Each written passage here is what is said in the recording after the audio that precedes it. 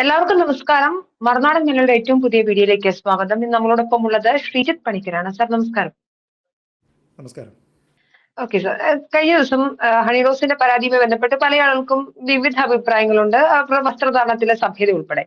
ഇതിൽ ഏറ്റവും വിവാദമായ ഒരു പരാമർശം നടത്തിയിരിക്കുന്നത് രാഹുൽ ഈശ്വറാണ്. ഹണി റോസിന്റെ വസ്ത്രധാരണം അതിര് കടന്നതാണ്, പരിധികൾ കടക്കുന്നു, സഭ്യതയില്ലാത്തതാണ് എന്നാണ്. സാർ, ആരാണ് സഭ്യതയുടെ മാർക്ക് ഇടേണ്ടത്? രാഹുൽ ഈശ്വറാണോ എന്നൊരു ചോദ്യമുണ്ട്.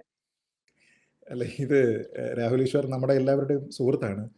പക്ഷേ എന്തിനാണ് ഇത്തരത്തിലുള്ള പ്രസ്താവനകളൊക്കെ തന്നെ അദ്ദേഹം പറയുന്നത് എന്ന് എനിക്കറിയില്ല. ഇപ്പോൾ കഴിഞ്ഞ ദിവസം തന്നെ ഞാൻ ഒരു ചാനലിൽ ചർച്ചയിൽ അദ്ദേഹത്തിനോടൊപ്പം പങ്കെടുത്തതാണ്. സമാനമായ രീതിയിലത്തേക്കുള്ള അഭിപ്രായം അദ്ദേഹം അവിടെ പറഞ്ഞു. ഞാനതിനെ ഖണ്ഡിച്ചു. ഞാൻ എൻ്റെ വാദങ്ങൾ അവിടെ പറഞ്ഞതാണ്. പക്ഷേ അതൊന്നും അദ്ദേഹത്തിന് സ്വീകാര്യമാണ് എന്ന് ഞാൻ കരുതുന്നില്ല. ഇപ്പോൾ സഭ്യതയുടെ അതിർവരമ്പ് ഹണി റോസും ലംഘിക്കുന്നുണ്ട്, വസ്ത്രധാരണം അവരുടേത് ഓവറാണ് എന്ന് ചിന്തിക്കാത്ത ഏതെങ്കിലും മലയാളി ഉണ്ടോ എന്നൊക്കെയാണ് അദ്ദേഹം ചോദിക്കുന്നത്. അത് എന്ത് തരത്തിലുള്ള ഒരു അസംഷൻ്റെ പുറത്താണ് അദ്ദേഹം അത് ചോദിക്കുന്നതെന്ന് എനിക്കറിയില്ല. കാരണം ഈ പറഞ്ഞതുപോലെ സഭ്യതയുടെ അതിർവരമ്പ് എന്താണ് എന്ന് തീരുമാനിക്കേണ്ടത് നമ്മളല്ല. ഇനി ഏതെങ്കിലും നമ്മൾ ഈ പറയില്ലേ, ഡ്രസ് ഫോർ ദി ഒക്കേഷൻ എന്ന് പറയാറുണ്ട്.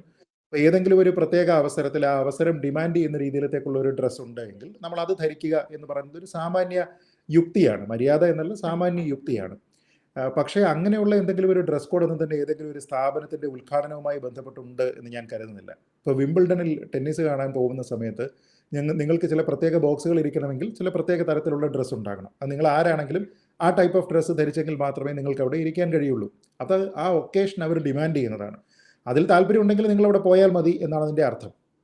പക്ഷേ ഒരു കട ഉദ്ഘാടനം ചെയ്യുന്ന സമയത്ത് ഒന്നുകിൽ അവിടേക്ക് ക്ഷണിക്കുന്ന ആൾക്കാർ പറയണം, ഞങ്ങൾ ഉദ്ദേശിക്കുന്ന ഡ്രസ് കോഡ് ഇന്നതാണ്, അല്ലെങ്കിൽ നിങ്ങൾക്ക് വസ്ത്രത്തിന് സ്പോൺസർ വേണമെങ്കിൽ സ്പോൺസർ ഉണ്ട് എന്ന് പറഞ്ഞു വേണമെങ്കിൽ അവർക്ക് പറയാം. അതല്ലാത്തിടത്തോളം അത് ഹണി റോസിൻ്റെ പൂർണ്ണമായ സ്വാതന്ത്ര്യമാണ്, ഏതൊരു വ്യക്തിയുടെയും പൂർണ്ണമായ സ്വാതന്ത്ര്യമാണ്.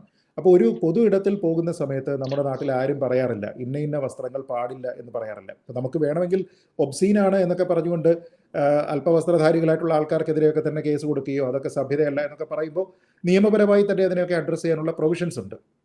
പക്ഷേ ഹണി റോസ് ധരിക്കുന്ന വസ്ത്രങ്ങൾ എന്തൊക്കെയാണ്? അവരുടെ കുറേയധികം ഈ ഉദ്ഘാടനങ്ങളുടെ വീഡിയോസ് ഞാൻ കണ്ടിരുന്നു. അപ്പോൾ അതിലൊക്കെ തന്നെ ഒന്നുകിൽ ഇവർ സാരിയാണ് ധരിക്കുന്നത്, അതല്ലെങ്കിൽ വെസ്റ്റേൺ വെയർ ആണ് ധരിക്കുന്നത്.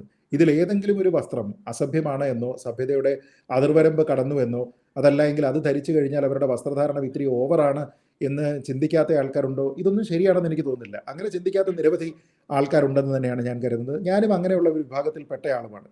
കാരണം അത് അവർക്ക് അവരുടെ സ്വാതന്ത്ര്യമാണ്. അവർ വെസ്റ്റേൺ വെയർ ധരിക്കണോ അവർക്ക് ട്രഡീഷണൽ വെയർ ധരിക്കണോ എന്നുള്ളത് അവരുടെ സ്വാതന്ത്ര്യമാണ്. അപ്പോൾ അതൊന്നും നിർണ്ണയിക്കാനായിട്ട് നമുക്ക് ആർക്കും തന്നെ അധികാരമില്ല, അങ്ങനെ അധികാരം തരുന്നില്ല. അതുകൊണ്ട് അതിനൊന്നും പറയേണ്ടുന്ന കാര്യമില്ല. ഒരുപക്ഷെ ഇന്ന് രൂക്ഷമായിട്ടുള്ള ഒരു പ്രതികരണം ഹണി റോസിൻ്റെ ഭാഗത്തു നിന്ന് ഉണ്ടായതും ഈ രീതിയിലത്തേക്ക് പറയുന്നത് കൊണ്ടാണ്. അതായത് അതല്ല എങ്കിൽ ഒരു പക്ഷേ രാഹുൽ ഈശ്വർ ആയിക്കോട്ടെ മറ്റൊരാളായിക്കോട്ടെ ഒരു സന്ദർഭം പറഞ്ഞിട്ട് പറയണം, ഇന്ന വീഡിയോയിൽ അവർ ധരിച്ചിരിക്കുന്ന വസ്ത്രം എന്ന് പറയുന്നത് സഭ്യേതരമാണ് എന്ന് പറയണം. അങ്ങനെ എവിടെയെങ്കിലും പറയാൻ കഴിയുമോ? ഇനി അഥവാ സഭ്യേതരമാണ് എന്ന് നിങ്ങൾക്ക് തോന്നുകയാണെങ്കിൽ ശരി, നിങ്ങൾ വിമർശിച്ചോളൂ. വിമർശിക്കാനുള്ള, കുറ്റം പറയാനുള്ള സ്വാതന്ത്ര്യം എല്ലാവർക്കും ഉള്ളതുപോലെ തന്നെ നിങ്ങൾക്ക് വിമർശിക്കാം.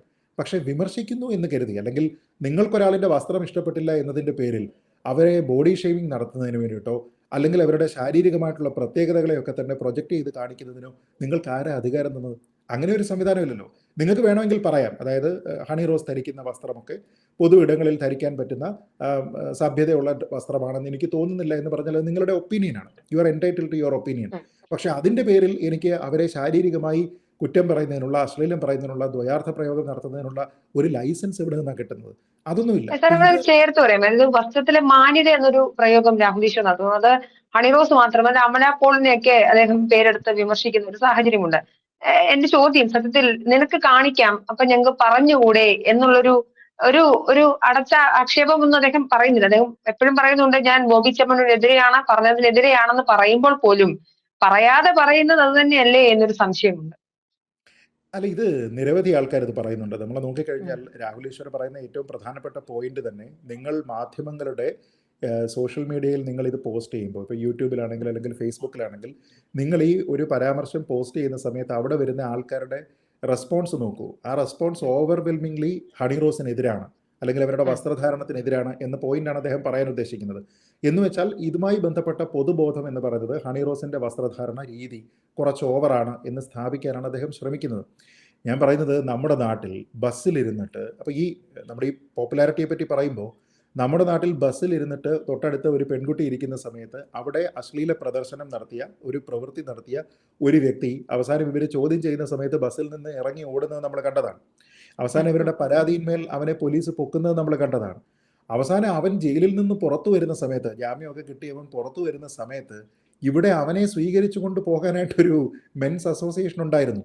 അതിന് കുറേയധികം പ്രവർത്തകരുണ്ട്. അവർ നമ്മളിപ്പോൾ പല രാഷ്ട്രീയ കൊലപാതക കേസുകളിലൊക്കെ പ്രതികളെ കാണാനായിട്ട് പാർട്ടിയുടെ മറ്റുള്ള ആൾക്കാർ പോകുന്നത് പോലെ കുറേയധികം പുരുഷ പ്രജകളൊക്കെ മെൻ ടു അല്ലെങ്കിൽ മെൻ ഹാവ് റൈറ്റ്സ് ടു എന്നൊക്കെ പറഞ്ഞുകൊണ്ട് ഇവനെ സ്വീകരിക്കാൻ പോകുന്നുണ്ട്.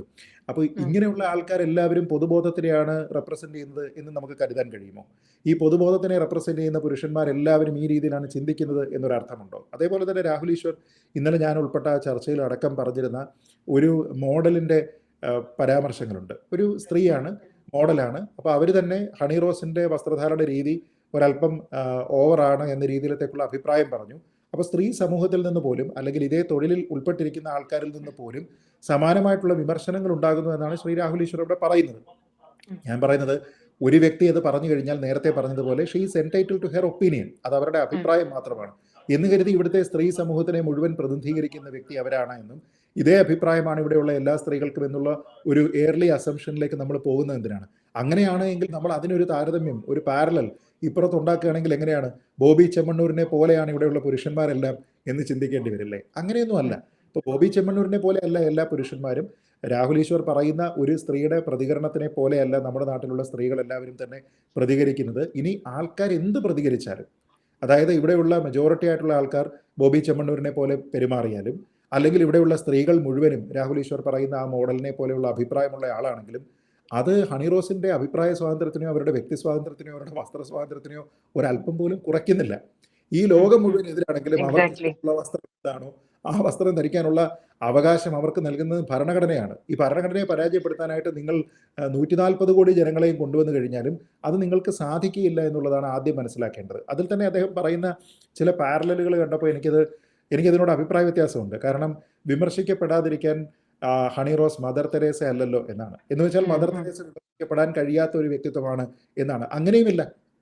നിങ്ങൾക്ക് മഹാത്മാഗാന്ധിയെ വിമർശിക്കാം, നിങ്ങൾക്ക് മദർ തെരേസയെ വിമർശിക്കാം, നിങ്ങൾക്ക് ആരെ വേണേൽ വിമർശിക്കാം, നിങ്ങൾക്ക് ആരുടെ പ്രവൃത്തിയെ പറ്റിയും ആരുടെയും അപ്പിയറൻസിനെ പറ്റിയും നിങ്ങൾക്ക് അഭിപ്രായവും പറയാം. പക്ഷേ എന്ന് കരുതി ആ അഭിപ്രായമാണ് സുപ്രീം എന്നുള്ള ഒരു ധാരണയിലേക്ക് പോകാതിരുന്നാൽ മാത്രം മതി. എല്ലാവരും റെപ്രസെൻ്റ് ചെയ്യുന്ന അഭിപ്രായം അതാണ് എന്നോ അതുകൊണ്ട് ആ ഒരു പൊതു അഭിപ്രായത്തിനെ മാനിച്ചുകൊണ്ട് നാളെ മുതൽ ഹണി റോസ് നമ്മൾ റെഫ്രിജറേറ്റർ വാങ്ങുമ്പോൾ കിട്ടുന്ന ബോക്സിനകത്തിൽ കയറി നടക്കണമെന്നോ ഒന്നും പറയാൻ പാടില്ല എന്നുള്ളതാണ്. അവരവരുടെ വസ്ത്രം ധരിക്കുന്നു, അവർക്കിഷ്ടമുള്ള രീതിയിലത്തേക്ക് അവർ വസ്ത്രം ധരിക്കുന്നു. നിങ്ങൾക്ക് ഇഷ്ടമല്ലെങ്കിൽ അങ്ങോട്ട് പോകരുത്.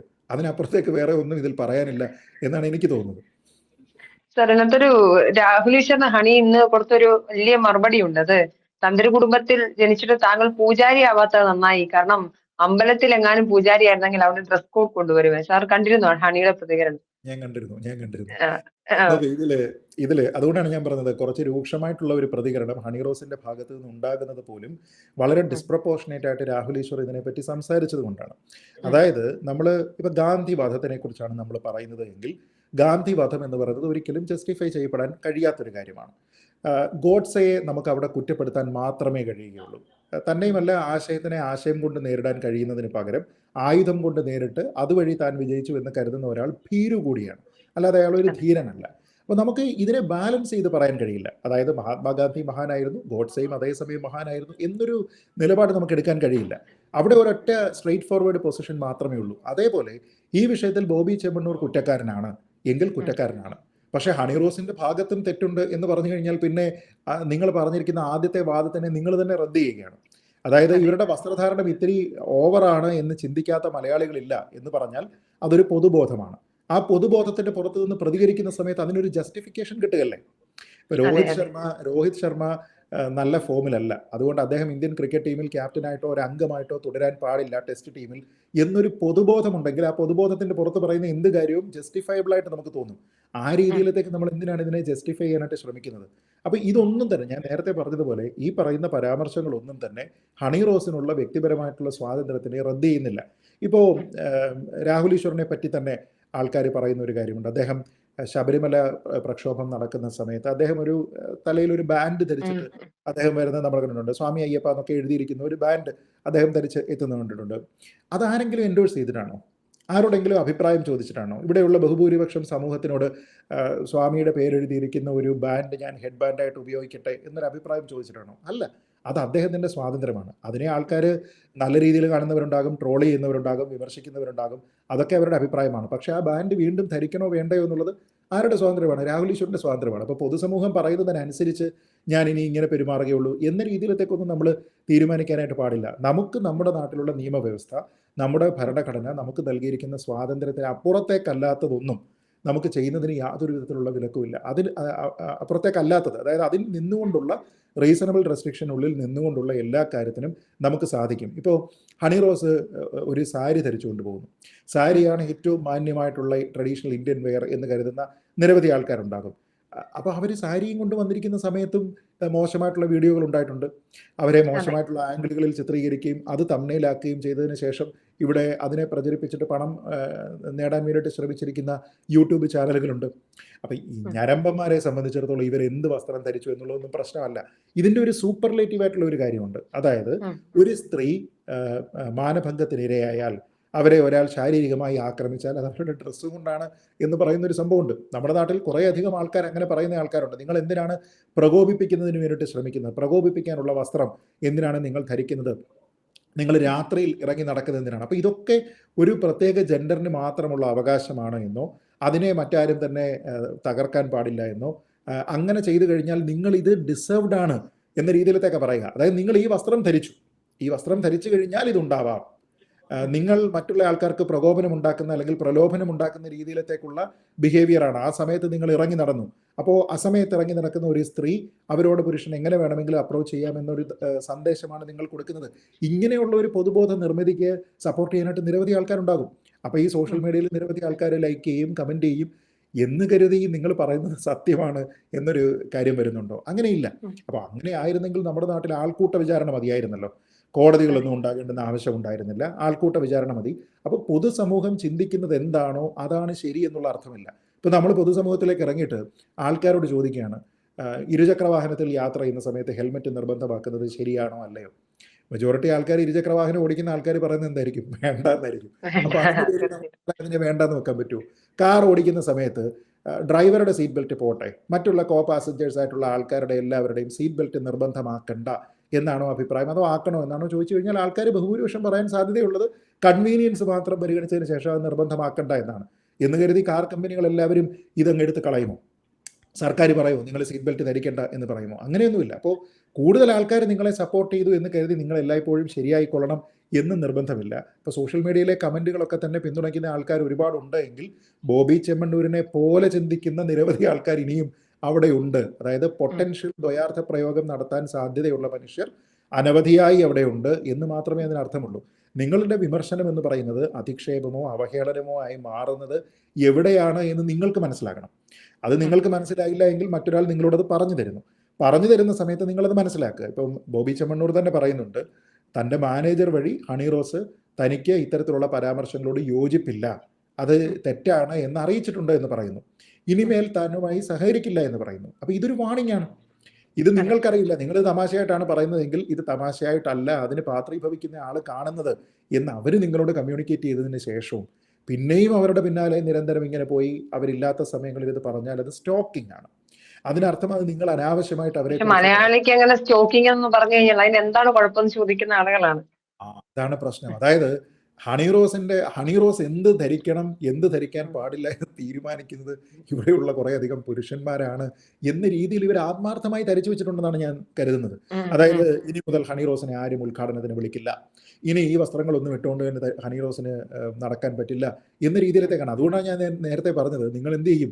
ഈ റെഫ്രിജറേറ്ററിന്റെ പാക്കിംഗ് ബോക്സിൽ അവർക്ക് നടക്കാൻ കഴിയുമോ? അവർക്കിവിടെ അവർക്ക് ഇഷ്ടമുള്ള രീതിയിലത്തേക്ക് നടക്കാൻ കഴിയണം. പൊതുസമൂഹത്തിൽ ഏതെങ്കിലും ഒരു സ്ത്രീകൾ അല്ലെങ്കിൽ അവർ ധരിക്കുന്ന വസ്ത്രം ധരിക്കാത്ത സ്ത്രീകളുണ്ട്, അല്ലെങ്കിൽ അവർ ധരിക്കുന്ന വസ്ത്രം എത്രയോ സ്ത്രീകൾ വേറെ ധരിക്കുന്നുണ്ടല്ലേ. മറ്റാരും ധരിക്കാത്ത ഏതെങ്കിലും രീതിയിലത്തേക്കുള്ള ഒരു നൂതന വസ്ത്രം, അസഭ്യമായിട്ടുള്ള ഒരു വസ്ത്രമൊന്നും അല്ലല്ലോ അവർ അവതരിപ്പിച്ചിരിക്കുന്നത്. അവർ ധരിക്കുന്ന എല്ലാ വെസ്റ്റേൺ വിയറും നമ്മുടെ നാട്ടിലുള്ള സ്ത്രീകൾ ധരിക്കുന്നത് തന്നെയാണ്. അത് നിങ്ങൾക്കറിയില്ല എങ്കിൽ നിങ്ങൾ പൊതുസമൂഹത്തിലേക്ക് പോയിട്ടില്ല എന്നോ, ഒരു ഫാഷൻ സ്റ്റോറിൽ പോയിട്ടില്ല എന്നോ, അവിടെയുള്ള വസ്ത്രങ്ങൾ നിങ്ങൾ ഇനി അടുത്ത തവണ ഒരു മോളിൽ പോകുന്ന സമയത്ത് അവിടെ വെസ്റ്റേൺ വെയർ വിൽക്കുന്ന സ്ഥലത്ത് പോയി നോക്കുക. അവിടെയുള്ള ആൾക്കാരോട് ചോദിച്ചു നോക്കുക, ഇവിടെ എത്രത്തോളം സെയിൽ നടക്കുന്നുണ്ട് എന്ന് ചോദിച്ചു നോക്കുക. അല്ലാതെ അപ്പോൾ അവർ പറയുമോ, ഇല്ല ഇവിടെ സെയിലൊക്കെ കുറവാണ് സാറേ, ഉള്ളതെല്ലാം ഹണിറോസാണ് കൊണ്ടുപോകുന്നത് എന്ന് പറയുമോ? ഇല്ല. ഇതിനർത്ഥം ഇവിടെ നിരവധി ആൾക്കാർ ഇത് വാങ്ങുന്നുണ്ട്, ധരിക്കുന്നുണ്ട്. അപ്പോൾ അവർക്കാകാം, ഹണിറോസിന് പറ്റില്ല എന്നൊക്കെ പറഞ്ഞാൽ അതൊക്കെ അങ്ങേയറ്റത്തെ അനാവശ്യമായിട്ടുള്ള പ്രസ്താവനകളാണ്. ഒരുപക്ഷെ ഹണിറോസിന് ഇന്ന ഇന്ന വസ്ത്രങ്ങൾ ധരിക്കുന്നതിൽ ഒരു കുഴപ്പമില്ല എന്ന് ഞാൻ പറയുന്ന അഭിപ്രായം പോലും അനവസരത്തിലുള്ളതാണ്, അല്ലേ? നമ്മളിത് പറയാൻ ഫോഴ്സ്ഡാണ്. എനിക്കതിൽ സത്യം പറഞ്ഞാൽ അഭിപ്രായം പറയേണ്ടുന്ന കാര്യമേ ഇല്ല. അത് അവരുടെ പൂർണ്ണമായ സ്വാതന്ത്ര്യമാണ്. അപ്പോൾ അത് നല്ലതാണെന്നോ ചീത്തയാണെന്നോ പറയേണ്ടുന്ന കാര്യമില്ല. പക്ഷേ ഇത് നമ്മളെ പറയാനായിട്ട് പ്രേരിപ്പിക്കുകയാണ്. കാരണം നമ്മളിത് പറഞ്ഞ് വാക്കാൽ ഒരു പിന്തുണ അവർക്ക് നൽകേണ്ടുന്ന ഒരു അവസരമാണ് എന്നുള്ള ഒരു ബോധം പൊതുസമൂഹത്തിന്റെ ഭാഗമെന്ന നിലയിൽ നമുക്ക് ഓരോരുത്തർക്കും വന്നു ചേരുകയാണ്. അതല്ല എങ്കിൽ നമുക്ക് എന്നേ ഇത് പറയാമായിരുന്നു, അല്ലേ? അവരിന്നോ ഇന്നലെ അല്ല ഈ ഉദ്ഘാടനങ്ങൾ തുടങ്ങിയിരിക്കുന്നത്. ഒരുപക്ഷെ കേരളത്തിൽ ഏറ്റവും കൂടുതൽ സ്ഥാപനങ്ങൾ ഉദ്ഘാടനം ചെയ്യുന്ന വ്യക്തി എന്ന് പറയുന്നത് പോലും ഹണിറോസ് ആയിരിക്കാം. പണ്ട് ഇവിടെ ഒരു ചർച്ചയിൽ ഏഷ്യാനെറ്റിലോ മറ്റോ ആണെന്ന് തോന്നുന്നു, നമ്മളൊരു സംരംഭം തുടങ്ങി എന്ന് കരുതി അത് നമ്മുടേതാകുന്നില്ല എന്നുള്ള ഒരു ഉദാഹരണം പറയാനായിട്ട് ഞാൻ പോലും ഉപയോഗിച്ച പരാമർശം ഹണിറോസിനെ കുറിച്ചാണ്. ഹണിറോസ് ഉദ്ഘാടനം ചെയ്യുന്ന കടകളെല്ലാം അവരുടേതാകുന്നില്ല എന്നതുപോലെ എന്ന് പറഞ്ഞിട്ടാണ്. എന്ന് വെച്ചാൽ അത്രത്തോളം ഉദ്ഘാടനങ്ങളുമായി ബന്ധപ്പെട്ട് ഹണിറോസിന് ഇവിടെ ഒരു സ്വീകാര്യത ഉണ്ടായിട്ടുണ്ട്. അതുകൊണ്ടാണല്ലോ അവരെ വീണ്ടും കൂടുതലായിട്ട് ആൾക്കാർ വിളിക്കുക. പക്ഷേ എന്ന് കരുതി അവർ അവിടെ വരുന്ന സമയത്ത് എന്ത് ധരിക്കണമെന്ന് ഞങ്ങൾ തീരുമാനിക്കും എന്നൊക്കെ പറഞ്ഞു കഴിഞ്ഞാൽ അതിൽ ആത്മാർത്ഥമായി ആൾക്കാർ വിശ്വസിക്കുന്നു എന്നിടത്താണ് പ്രശ്നം. അപ്പോൾ അതിൽ ഒരുപക്ഷെ ബോബി ചെമ്മണ്ണൂരിനോടുള്ള ആരാധന ഉണ്ടായിരിക്കാം, ഹണിറോസിനോടുള്ള കുശുമ്പുണ്ടായിരിക്കാം, ഹണിറോസിനോടുള്ള ദേഷ്യം ഉണ്ടായിരിക്കാം. അങ്ങനെ കുറേയധികം ബേസിക്കലി ഇതെല്ലാം തന്നെ ഒരു മെയിൽ ഷവനിസത്തിൻ്റെ ഭാഗമായിട്ടുള്ള കാര്യമാണ്. അപ്പോൾ സ്ത്രീകളും അത് പറയുന്നില്ലേ എന്ന് ചോദിച്ചു കഴിഞ്ഞാൽ നമ്മുടെ നാട്ടിൽ മാറുമറയ്ക്കാൻ സ്ത്രീകൾക്ക് അവകാശമില്ലാതിരുന്ന കാലത്ത് ബഹുഭൂരിപക്ഷം സ്ത്രീകളും അതനുസരിച്ച് പോയിരുന്ന ആൾക്കാരാണ്. അപ്പോൾ ഇത് ഒരു സോഷ്യൽ ഇൻജസ്റ്റിസ് എന്ന് പറയുന്നത് ഒരു പക്ഷേ ആ കാലത്തുള്ള കുറേയധികം ആൾക്കാർക്ക് ഇത് സോഷ്യൽ ഇൻജസ്റ്റിസ് ആണ് എന്ന് തോന്നുന്നുണ്ടാവില്ല. താഴ്ന്ന ജാതിയിലുള്ള ഒരാളിനെ ജാതിപ്പേര് കൂട്ടി വിളിക്കുന്ന സമയത്തോ അല്ലെങ്കിൽ അധിക്ഷേപകരമായിട്ടുള്ള ഒരു പരാമർശം നടത്തുന്ന സമയത്തോ അവർക്ക് ഒരുപക്ഷെ ഇതാണ് സോഷ്യൽ ജസ്റ്റിസ് എന്നായിരിക്കും അന്നത്തെ കാലത്ത് അവർ ചിന്തിച്ചിട്ടുണ്ടാവുക. എന്ന് കരുതി അത് സത്യമാണെന്നോ അത് ശരിയാണെന്നോ അവരങ്ങനെ കഴിഞ്ഞില്ലേ, അപ്പോൾ അവർക്ക് പ്രശ്നമില്ലല്ലോ, പിന്നെ നിങ്ങൾക്ക് എന്താണ് പ്രശ്നം എന്നൊന്നും ചോദിക്കുന്നതിൽ കാര്യമില്ല. ഈ രീതിയിലത്തേക്കുള്ള കുറേ പാരലലുകൾ സൃഷ്ടിച്ചുകൊണ്ട് നമ്മൾ പറയുന്നതാണ്, നമ്മളാണ് ഇവിടെ തീരുമാനിക്കുന്ന കാര്യങ്ങൾ ശരി എന്നൊക്കെ കുറേയധികം ആൾക്കാർ ശരിയായ രീതിയിൽ, അതായത് ആത്മാർത്ഥമായി ചിന്തിച്ചിട്ടുണ്ട്. അവർക്ക് ഈ അശ്ലീല പരാമർശം എന്നൊക്കെ പറയുന്നത് ഹണിറോസ് അർഹിക്കുന്നുണ്ട് എന്നുള്ള ചിന്തയാണ്.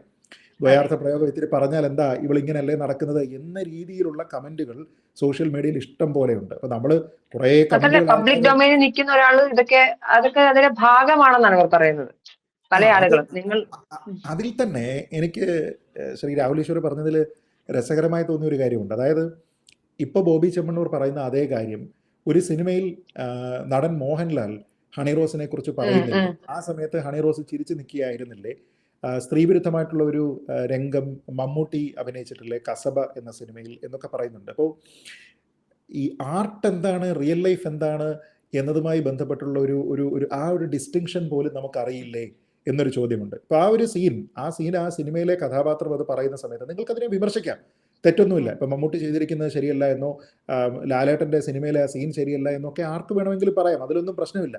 പക്ഷേ ഇത് അൾട്ടിമേറ്റ്ലി ഇതൊരു ആർട്ട് വർക്കാണ്. ആ ഒരു വർക്ക് ഓഫ് ആർട്ടാണ് എങ്കിൽ അതിന് അവർക്കുള്ള സ്വാതന്ത്ര്യമുണ്ട്. അതല്ലാതെ മോഹൻലാലിൻ്റെ പേരിലോ മമ്മൂട്ടിയുടെ പേരിലോ ഇതിൻ്റെ പേരിൽ കേസ് കൊടുക്കാൻ പറ്റും.